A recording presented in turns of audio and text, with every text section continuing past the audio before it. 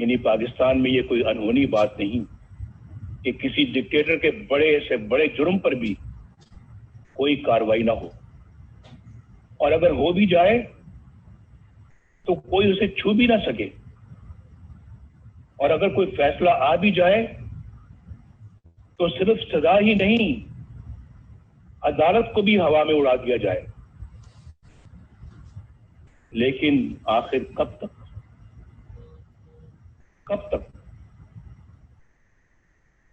اس کے برعکس ان سیاستدانوں کو دیکھیے جو عوام کے ووٹوں سے وزیر اعظم بنے تو کوئی اسے چھو بھی نہ سکے، کوئی قتل ہو گیا اور اگر کوئی پھانسی چڑھ گیا تو صرف کوئی ہائی جیکر بن گیا، عدالت کو بھی ہوا میں اڑا دیا جائے، چور اور غدار قرار دے دیا گیا، کسی کو جلا وطن کر دیا گیا، اور کوئی عمر بھر کے لیے نااہل ہو گیا۔ کو دیکھیے ان کے گناہ اور سزائیں ختم ہونے میں آ ہی نہیں رہی، وہ جھوٹے مقدمات میں اپنی ماؤں، اپنی بہنوں، اپنی بیٹیوں کے ساتھ پیشیاں بھگت رہے ہیں۔ دراصل یہ سلوک پاکستان کے عوام کے ساتھ کیا جا رہا ہے، اور سزا بھی پاکستان کے عوامی کو مل رہی ہے۔ کسی کو جلا وطن کر دیا گیا۔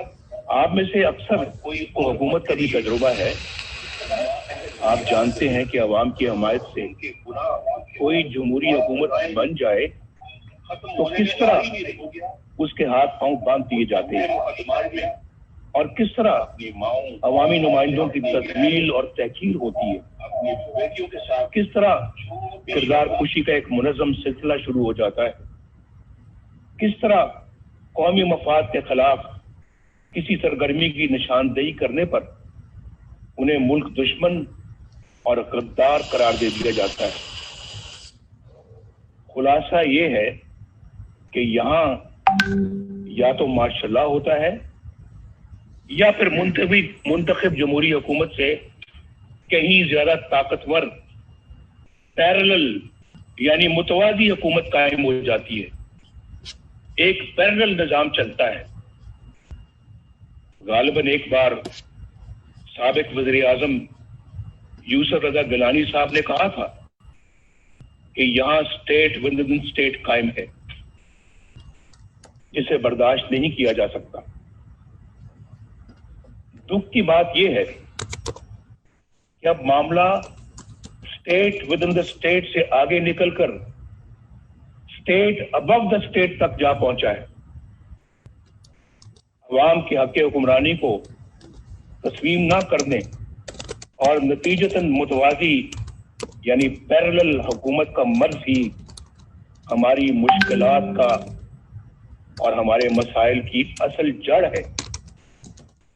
This is the root cause of our problems۔ یہ جڑ ہے ہمارے مسائل کی، اور یہی وجہ ہے کہ عالمی برادری میں ہماری ساکھ ختم ہو کر رہ گئی۔ 2018 کے انتخابات کے بعد متعدد ملکی اور غیر ملکی اداروں کی طرف سے انتخابی عمل کی شفافیت پر سوالات اٹھائے گئے۔ میں تو جیل میں تھا، لیکن خبریں مجھے سب ملتی رہی ہیں۔ بعض نے تو ان سیٹوں کی تعداد بھی بتائی جہاں دھاندلی کی وجہ سے نتائج تبدیل کر دیے گئے۔ انتخابات کے بعد ان حلقوں کی اتنی تعداد ہے کہ اگر ان میں دھاندلی کے ذریعے نتائج تبدیل نہ کیے جاتے ان سیٹوں کی تعداد بھی بتائی تو بیساکھیوں پر کھڑی یہ حکومت کبھی بھی وجود میں نہیں آ سکتی۔ آج قوم جن حالات سے دوچار ہے اس کی بنیادی وجہ وہ لوگ ہیں جنہوں نے عوام کی رائے کے خلاف نااہل حکمرانوں کو ملک پر مسلط کیا۔ تبدیل نہ کیے جاتے انتخابات کو ہائی جیک کر کے اقتدار چند لوگوں کو منتقل کر دینا بہت بڑی بددیانتی اور آئین شکنی ہے۔ हम चंद रुपयों की खातिर डाका डालने वालों के लिए तो बड़ी से बड़ी सजा का तकाजा करते हैं, लेकिन अवाम के हकूक पर डाका डालना कितना संगीन जुर्म है, क्या किसी ने सोचा है? मुअज़्ज़िज़ ख़वातीन व हज़रात, क्या मैं ये पूछने की जिसारत कर सकता हूं कि 2018 के इंतखाबात में घंटों RTS क्यों बंद रखा गया? गिनती के दौरान पोलिंग एजेंट्स को क्यों निकाल बाहर किया गया? इंतखाबात में धांधली क्यों कर की गई? किसके कहने पर की गई? किसके लिए की गई? हालात से दो चार है और कौन से मफादात के लिए की गई? 2018 के इंतखाबात इसमें साबिक चीफ इलेक्शन कमिश्नर और सेक्रेटरी इलेक्शन कमीशन को भी जवाब देना होगा। गिनती के दौरान और जो लोग भी एजेंट्स को धांधली के जिम्मेदार हैं बाहर किया गया, उन सबको हिसाब देना होगा। इंतखाबात में धांधली क्यों कर की गई? मोहतरम कायदीन कराम, किसके कहने पर की गई? जनाब चेयरमैन, इस नाअहल हुकूमत ने 2 सालों में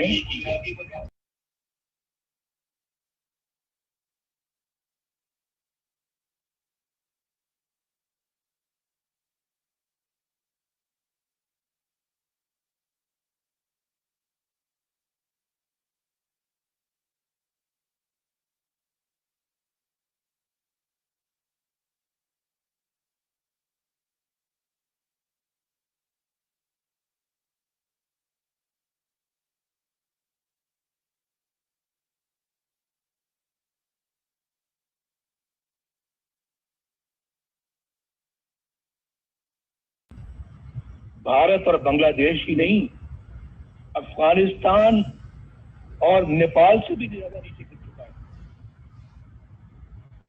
इस महंगाई पर हमने मुकम्मल काबू पा लिया था, वो आज कई गुना बढ़ चुकी है।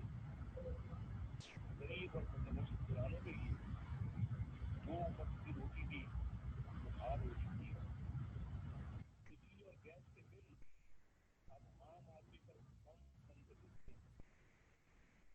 भारत और बांग्लादेश ही नहीं, अफगानिस्तान और नेपाल से पिछले 2 सालों में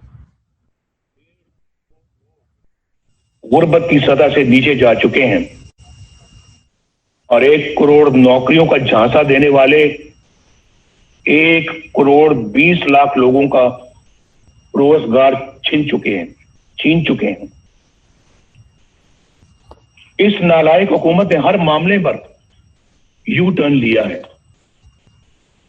आज सरमायाकारी बिल्कुल खत्म हो चुकी है। CPEC सख्त कंफ्यूजन का शिकार है। कर्जे खत्म कर देने का दावा करने वालों ने 2 साल की कलील मुद्दत में कर्जों में इतना इजाफा कर दिया है कि पिछले तमाम रिकॉर्ड टूट गए हैं। ये मैं फैक्ट्स और फिगर्स से सारी बात बता रहा हूं।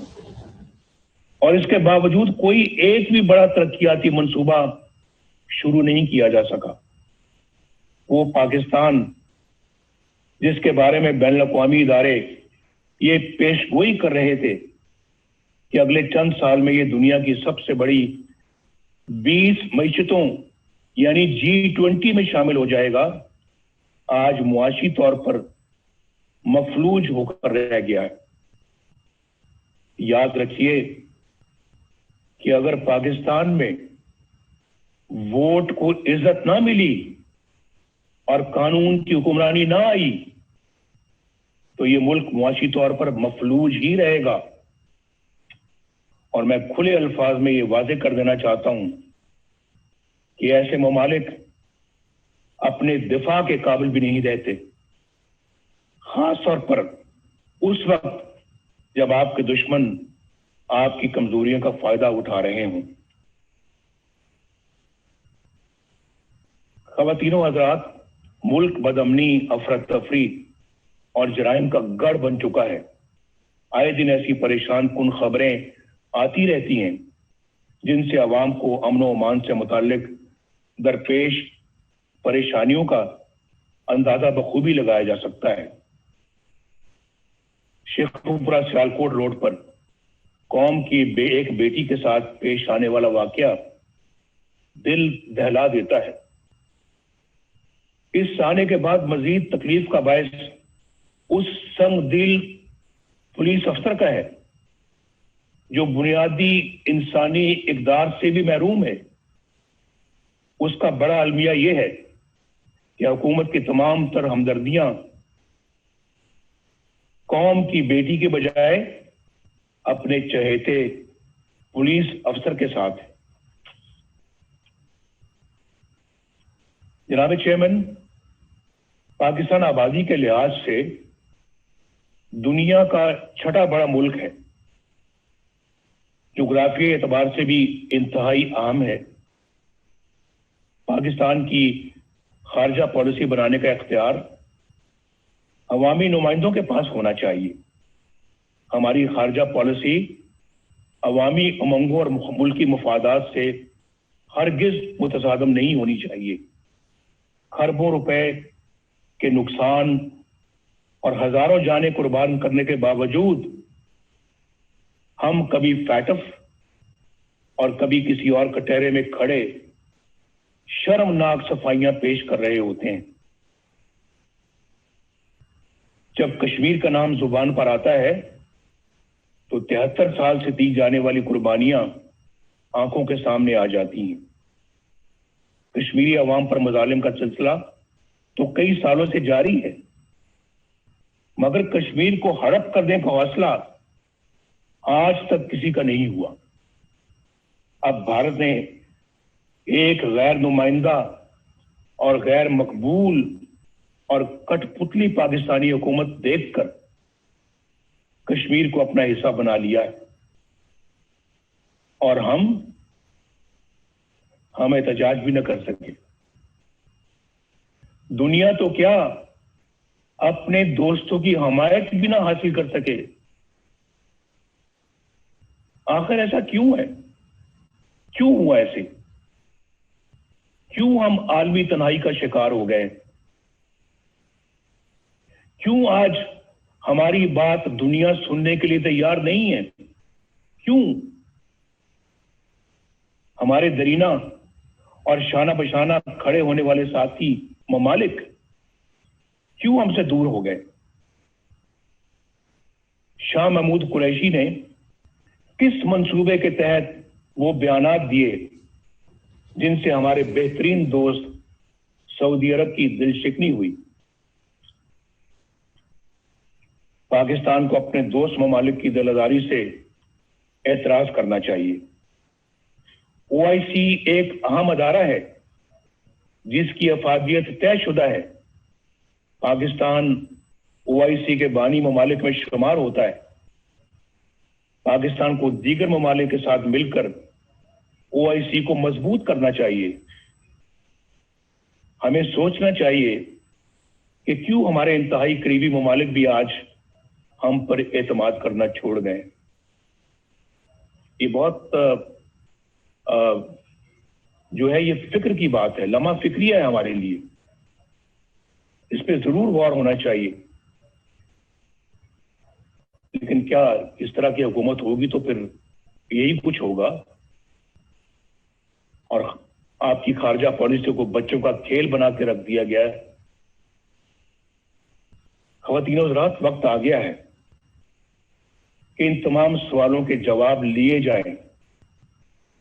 اگر اس کانفرنس میں پیپلز پارٹی سے تعلق رکھنے والے 2 وزیر اعظم جناب یوسف رضا گیلانی اور جناب راجہ پرویز اشرف صاحب موجود ہیں تو وہ اچھی طرح جانتے ہیں کہ سول حکومت کے گرد کس طرح کے شکنجے کس کیے جاتے ہیں، کس طرح ایسی کاروائیاں ہو جاتی ہیں جن کا وزیر اعظم کو علم ہی نہیں ہوتا۔ خود محترم زرداری صاحب کو بھی اس کا علم ہے کہ نہ وزیر اعظم کو نہ صدر کو علم ہوتا ہے اور پھر ان کارروائیوں کی بھاری قیمت ریاست کو ادا کرنی پڑتی ہے۔ 4 سال پہلے اکتوبر 2016 میں قومی سلامتی کے امور پر بحث کے دوران جب توجہ دلائی گئی کہ ہمارے دوستوں سمیت دنیا بھر کے ممالک کو ہم سے شکایت ہے اور ہمیں اپنا احتساب خود کرتے ہوئے ایسے اقدامات کرنے چاہیے کہ دنیا ہماری طرف انگلیاں نہ اٹھائے، تو اسے ڈان لیکس بنا دیا گیا۔ ایجنسیوں کے اہلکاروں پر مشتمل JIT بنی، اندازہ کیجئے JIT بنی۔ ثبوت تو کسی کے خلاف کچھ نہ تھا، لیکن پروپیگنڈا مشینوں کے ہاتھوں ہمیں اور مجھے بھی غدار اور ملک دشمن ٹھہرا دیا گیا۔ وزیر اعظم کے احکامات کو ایک ماتحت ادارے کے اہلکار کی طرف سے کی گئی ٹویٹ میں ریجیکٹڈ یعنی مسترد کا ٹائٹل عطا کر دیا گیا۔ آپ کو سب یاد ہوگا، سی پیک کو ناکام بنانے کا سلسلہ 2014 میں اس وقت شروع ہوا جب دھرنوں کے ذریعے چین کے معزز صدر کا دورہ ملتوی کروا دیا گیا۔ چین ہمارا دیرینہ اور مخلص دوست ہے جو پاکستان کے ساتھ ہر موقع پر شانہ بشانہ کھڑا رہا۔ پاکستان اور چین کے تعلقات مزید مستحکم کرنے میں اور سی پیک کے حوالے سے صدر شی جن پنگ کا کردار قابل تعریف ہے۔ سی پیک کا یہ عظیم منصوبہ حکومت کی اسی نااہلی کی نظر ہو رہا ہے جو زندگی کے ہر شعبے میں نظر آ رہی ہے۔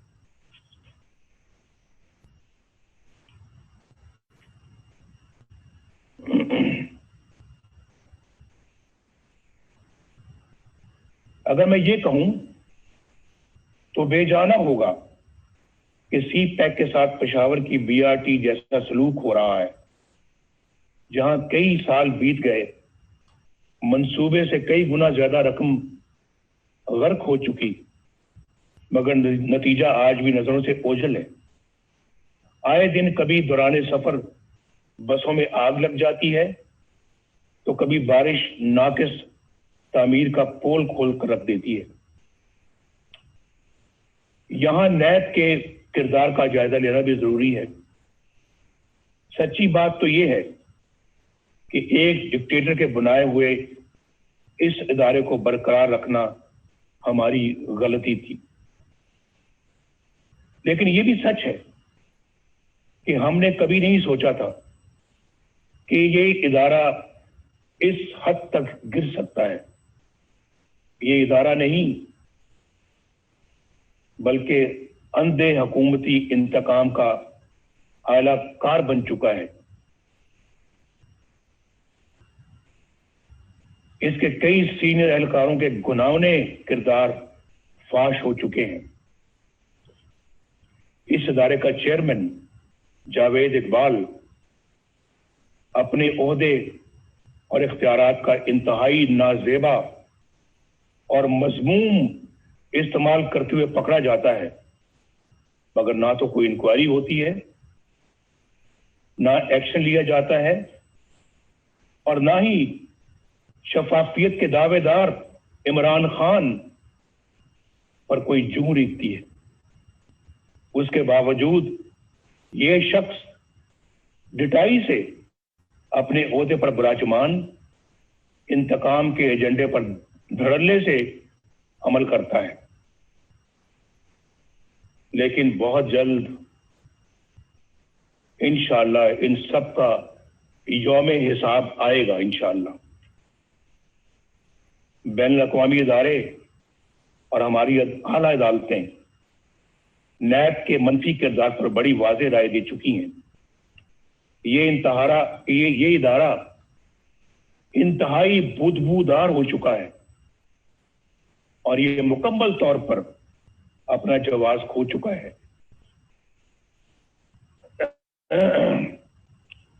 اپوزیشن کے لوگ اس کا نشانہ بنے ہوئے ہیں، جو اپنے گھر کی خواتین کے ساتھ نیب کے دفتروں، عدالتوں اور جیلوں میں رول رہے ہیں.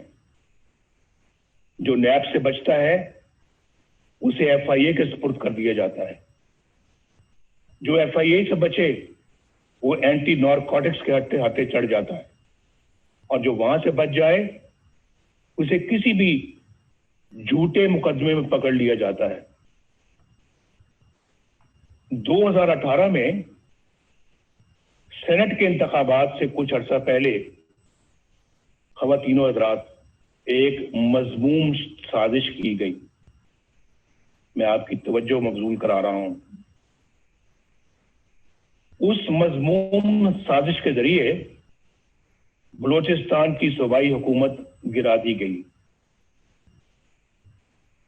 اس کا مقصد کیا تھا معلوم ہے آپ کو؟ اس کا اصل مقصد سینٹ کے انتخابات میں سامنے آیا. اس سازش کے کرداروں میں لیفٹیننٹ جنرل قاسم سلیم باجوہ، جو اس وقت وہاں کے کور کمانڈر تھے، سدرن کمانڈ کے کمانڈر تھے، ان کا نام بھی آتا ہے. یہ وہی جنرل قاسم سلیم باجوہ ہیں جن کے خاندان کی بے پناہ دولت اور دنیا بھر میں پھیلے ہوئے اثاثوں کی تفصیلات پوری قوم کے سامنے آ چکی ہیں. ان حقائق کو نہ صرف چھپایا گیا بلکہ مبینہ طور پر ایسی سی پی کے سرکاری ریکارڈ میں رد و بدل بھی کی گئی. 15-20 سال کے عرصے میں اربوں روپے کے یہ اثاثے کہاں سے بن گئے، یہ پوچھنے کی کسی کی مجال نہیں. میڈیا پر خاموشی چھا گئی. نہ نیب حرکت میں آئی، نہ کسی عدالت نے نوٹس لیا، نہ کوئی جے آئی ٹی بنی اور نہ کوئی ریفرنس دائر ہوا، نہ کوئی مانیٹرنگ جج بیٹھا، نہ کوئی پیشی ہوئی، نہ کوئی سزا. اندازہ لگائیے اب آپ، احتساب کا نعرہ لگانے اور این آر او نہ دینے کے بڑے بڑے دعوے کرنے والا عمران خان، انہوں نے بھی اس اثاثوں کے ذرائع پوچھنے کی ضرورت تک نہ کی، بلکہ ایک پل میں انہیں ایمانداری کا سرٹیفکیٹ جاری کر دیا گیا. یہ سارا کچھ آپ کے سامنے ہوا ہے. میڈیا پر پہلی بار اس اسکینڈل کا ذکر اس وقت ہوا جب جنرل قاسم سلیم باجوہ تردید کے لیے خود ٹی وی پر آئے. اس حکومت کے 2 سالوں میں یہ کوئی پہلا مالی بدعنوانی کا اسکینڈل نہیں. یہاں کئی انتہائی سنگین اسکینڈل سامنے آ چکے ہیں جن کا نقصان براہ راست غریب عوام کو پہنچا. حکومت میں بیٹھے لوگ باقاعدہ پلاننگ سے آٹے، چینی اور دوائیوں کی قیمتیں آسمان پر لے گئے.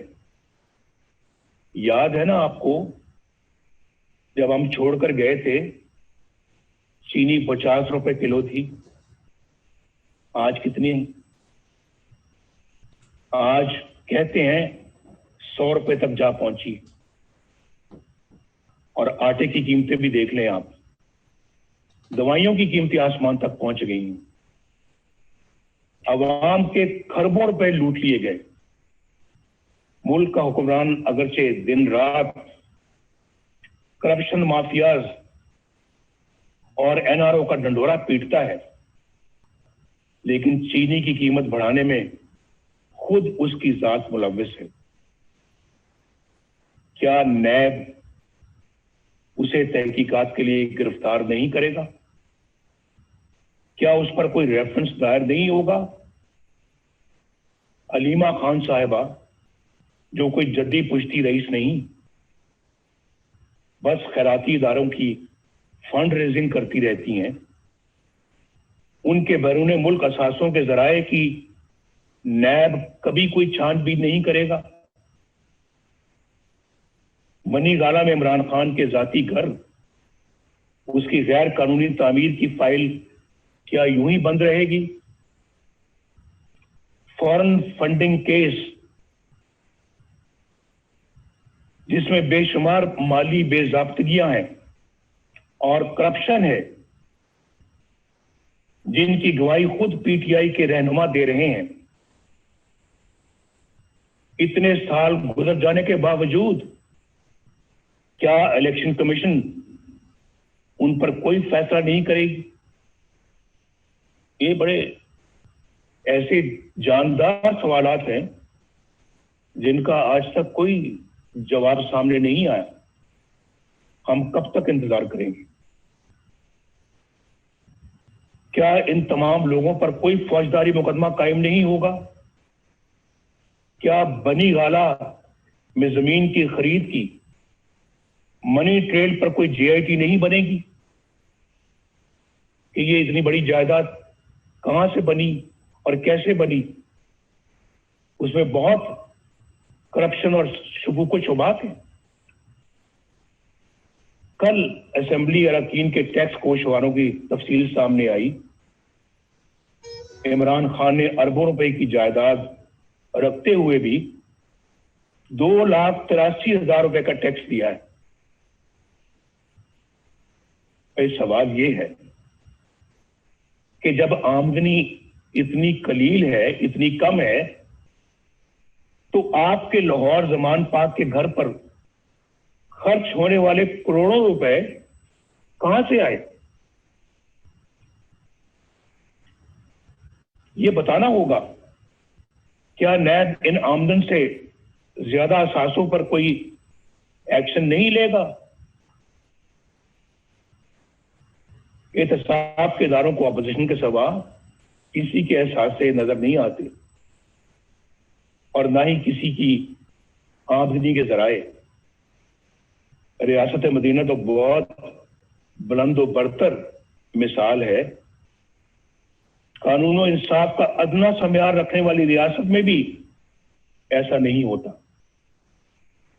کیا کچھ لوگ اس دورے معیار کی وجہ سے کسی جرم کے بغیر سزائیں پاتے رہیں گے، اور کچھ لوگ سب کچھ کر کے بھی بے گناہی اور معصومیت کے سرٹیفکیٹ حاصل کرتے رہیں گے؟ قوم کب تک دیکھنے اور جاننے کے باوجود خاموشی سے یہ سب کچھ سہتی رہے گی؟ کیا ہم ایسا پاکستان اپنی آنے والی نسلوں کے لیے چھوڑنا چاہتے ہیں؟ فیصلہ کر لیں آج۔ کیا ہم ایسا پاکستان اپنی آنے والی نسلوں کے لیے چھوڑنا چاہتے ہیں؟ میں تو کہوں گا نہیں، ہرگز نہیں، کبھی بھی نہیں، کبھی بھی نہیں۔ مجھے ایک بڑا پرانا ایک شعر یاد آ رہا ہے، دل بغض و حسد سے رنجور نہ کر، یہ نور خدا ہے، اسے بے نور نہ کر۔ نہ اہل و کمینہ کی خوشامد سے اگر جنت بھی ملے تجھ کو تو منظور نہ کر۔ میں تو ان خیالات کا حامی ہوں، اس نظریے کا حامی ہوں۔ خواتین و حضرات، میڈیا کو ریاست کا چوتھا ستون کہا جاتا ہے۔ اظہار کی آزادی بنیادی انسانی حقوق میں سے ایک ہے۔ افسوس کہ دیگر حقوق کی طرح پاکستانی عوام سے یہ حق بھی چھین لیا گیا۔ ایک طرف مجھے سیاسی جماعتوں کا بلیک آؤٹ نظر آتا ہے اور دوسری طرف غیر سیاسی اور غیر جمہوری عناصر کا بے روک ٹوک پروپیگنڈا۔ کہیں مجھے چینلوں کی غیر قانونی بندش نظر آتی ہے تو کہیں اخبارات اور جرائد کی مخصوص علاقوں میں تقسیم اور پابندیاں۔ ریاستی طاقت سے میڈیا کی زبان بندی کہاں کا انصاف ہے؟ صحافیوں بالخصوص خواتین صحافیوں کو سرکاری ایجنسیوں کا اٹھا کر لے جانا اور تشدد کا نشانہ بنانا بزدلانہ اور انتہائی قابل مذمت ہے۔ سینئر صحافیوں کو چینلوں یا اخبارات کی ملازمت سے برخاست کروا دینا، بے بنیاد مقدمات میں الجھا دینا اور قید میں ڈال دینا کیا ایک جمہوری ریاست کا طریقہ ہے؟ میں اس کانفرنس کے شرکاء سے درخواست کروں گا کہ سب مل کر یہ عہد کریں کہ ہم میڈیا اور ذرائع ابلاغ کی حفاظت کریں گے اور اس کی آزادی پر کوئی قدغن قبول نہیں کریں گے۔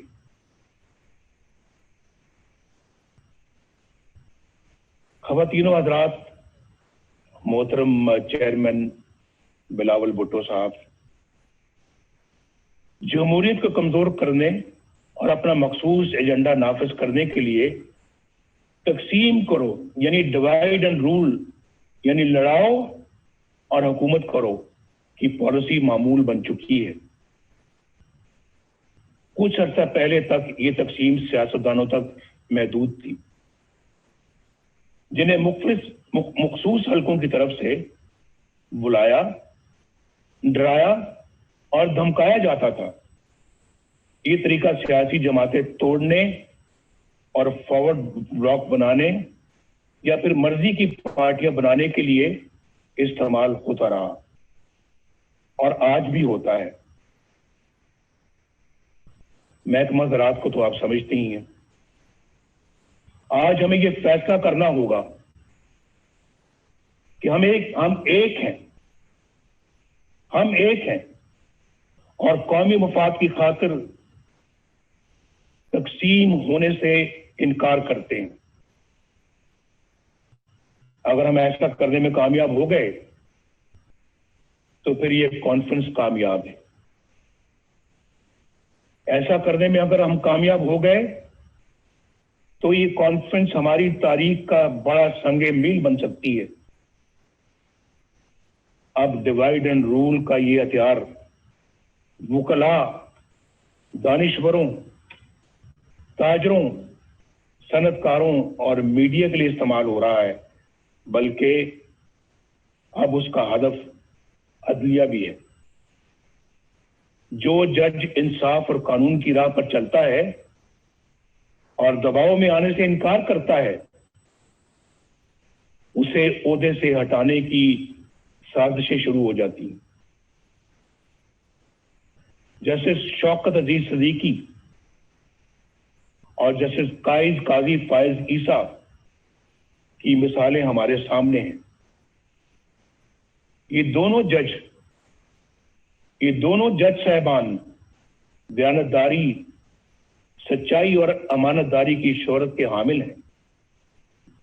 آج تک کسی فورم نے یہ تحقیق ضروری نہیں سمجھی کہ جسٹس شوکت عزیز صدیقی نے جو کچھ حلفاً کہا، یعنی حلف پر کہا، اس کا بھی تو جائزہ لیا جائے۔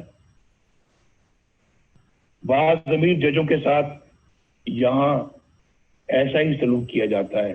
انفارچونیٹلی یہاں انصاف پسند اور امانت دار نہیں بلکہ ایسے منصف تلاش کیے جاتے ہیں جو ان کے ہر جائز اور ناجائز مطالبات تسلیم کریں،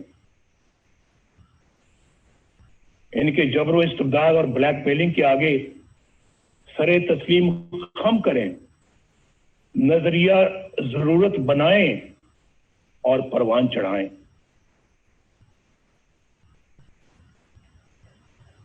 آئین کو سیبوٹاج کرنے والے ڈکٹیٹروں کے اقدامات کو قانون کا جامہ عطا کریں، ان کے گلے میں ہار پہنائیں، ان کو ویلکم کریں، خوش آمدید کہیں ان کو۔ آپ نے تو بہت اچھا کام کیا ہے، آپ کی تو ضرورت تھی آج، یہ تو کام بہت پہلے ہو جانا چاہیے تھا، آپ نے ماشاءاللہ لیٹ لگایا ہے، یہ پہلے لگانا چاہیے تھا۔ سب سے پہلے پلیٹ میں پھول لے کر ان کو پیش کیے جاتے رہے ہیں، اور پھر آرٹیکل 6 جیسے سنگین جرم کے ملزم کو آئین میں ترمیم کا اختیار عطا کیا جاتا ہے۔ یہ سب تماشا آپ نے اپنی آنکھوں سے دیکھا ہے، اس کے باوجود یہ سب کچھ دوبارہ کہنے کی نوبت آ رہی ہے۔ یعنی یہ سب کچھ ہو رہا ہے اور عوام کے منتخب وزیر اعظم کو پھانسی دیں، جیلوں میں ڈالیں، جلا وطن کریں، اور ان کو، ان کے خاندان کو ذلیل و رسوا کریں۔ اس کانفرنس کو آئین کی حکمرانی اور ووٹ کی عزت کے تحفظ کے لیے آج ایک جامع لائحہ عمل تجویز کرنا چاہیے۔ اگر میثاق جمہوریت کی بنیاد پر کسی نئے میثاق کی تشکیل ضروری ہو تو اس پر غور کیا جانا چاہیے۔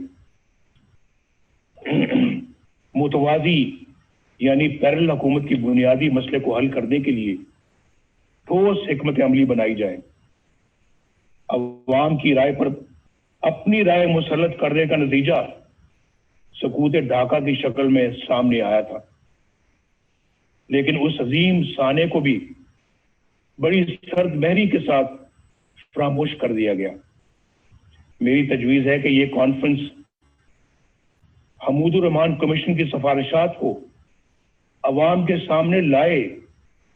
بہت دفعہ اس کا ذکر ہو چکا ہے اور بار بار ہو چکا ہے، کئی سالوں سے ہو رہا ہے، کئی دہائیوں سے ہو رہا ہے، لیکن میرا خیال ہے کہ آج انہیں عملی جامہ پہنانے کا عہد کرنا چاہیے اور اسے ایجنڈے کا حصہ بنانا چاہیے۔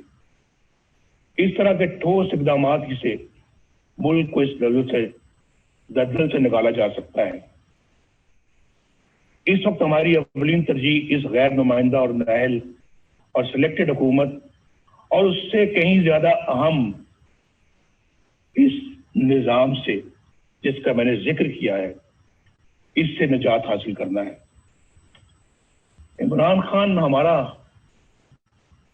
ایز سچ ہدف نہیں ہے، ہمارا مقابلہ عمران خان سے نہیں ہے۔ یہ میں الیکشن سے پہلے بھی کہہ چکا تھا اور آج بھی کہہ رہا ہوں۔ آج ہماری جدوجہد عمران خان کو لانے والوں کے خلاف اور ان کے خلاف ہے جنہوں نے اس طرح انہیں الیکشن چوری کر کے اس طرح کے نااہل بندے کو اس جگہ پر لا کر بٹھایا ہے اور ملک کو برباد کر دیا ہے۔ یہ ملک ہمیں تمام چیزوں سے زیادہ عزیز ہے، جس نے عوام اور اپوزیشن کے ساتھ ساتھ اچھی شہرت کے حامل جج صاحبان کو بھی نشانہ بنا لیا ہے۔ یہ تبدیلی عمل میں نہ آئی تو یہ نااہل اور ظالمانہ نظام ملک کو ناقابل تلافی نقصان پہنچا دے گا۔ ہمیں یہ بھی نہیں بھولنا چاہیے کہ ہمارے دشمنوں کے عزائم کیا ہیں۔ ان کے عزائم کو ناکام بنانے کے لیے مضبوط معیشت کے ساتھ ساتھ مضبوط دفاعی نظام کی بھی ضرورت ہے۔ ہم نے پہلے بھی اس ملک کو الحمدللہ ایٹمی قوت بنایا ہے اور ہر وہ ضرورت پوری کی ہے جس کے لیے ہمارے دفاع کو ضرورت تھی۔ ہماری قومی سلامتی کے لیے ضروری ہے کہ ہم اپنی معیشت کے ساتھ ساتھ اپنی مسلح افواج کو بھی مضبوط سے مضبوط تر بنائیں۔ ہم نے اس کام میں ماضی میں بھی کبھی کوئی کسر نہیں چھوڑی۔ کوئی کوتاہی نہیں کی اور آئندہ بھی ہماری یہ ترجیح رہے گی۔ ہمارے دفاع کی مضبوطی اور قومی سلامتی کے لیے سب سے اہم یہ ہے کہ ہماری مسلح افواج آئین پاکستان اپنے دستوری حلف اور قائد اعظم کی تلقین کے مطابق خود کو سیاست سے دور رکھیں اور عوام کے حق حکمرانی میں مداخلت نہ کریں۔ کسی کے کہنے پہ پرائم منسٹر ہاؤس کے گیٹ پھلانگ کر پرائم منسٹر ہاؤس میں داخل ہو کر پرائم منسٹر کو گرفتار نہ کریں، بندوق کی نوک پر گرفتار نہ کریں۔ ایسا ان آنکھوں نے دیکھا ہے، اس کا مشاہدہ کیا ہے، وہ منظر میری آنکھوں کے سامنے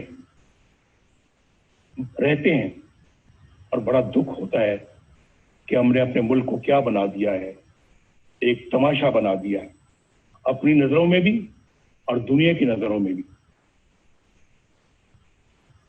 جناب چیئرمین اور معزز خواتین و حضرات، آخر میں آپ کو یقین دلاتا ہوں کہ اے پی سی اتفاق رائے سے جو بھی حکمت عملی اور لائے عمل ترتیب دے گی، مسلم لیگ نون اس کا بھرپور ساتھ دے گی۔ شہباز شریف صاحب یہاں پر بیٹھے ہیں، ہماری پارٹی کے دیگر قائدین بیٹھے ہیں، انشاءاللہ ہم بھرپور ساتھ دیں گے اور ایک سیکنڈ کے لیے بھی پیچھے نہیں ہٹیں گے۔ میں اپنی یہ گزارش ایک بار پھر دہرانا چاہتا ہوں کہ اے پی سی روایت سے ہٹ کر حقیقی تبدیلی کے لیے ٹھوس اور مؤثر اقدامات تجویز کرے۔ ہمارے کئی دوست آج قید و بند کی صعوبتیں کاٹ رہے ہیں۔ جناب خورشید شاہ صاحب،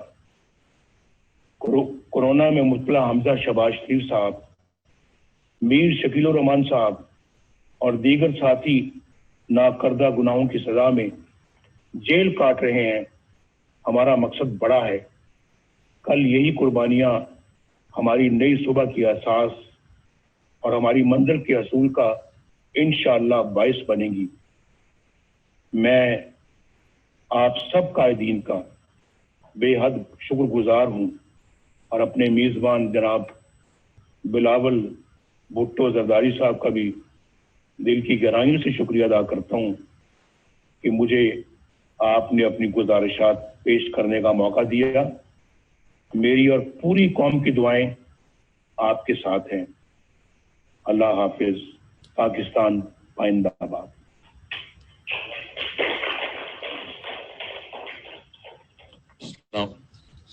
اگر مناسب ہو تو پلیز سب کی رائے کہ موبائل فونز جمع کرا دیں پلیز۔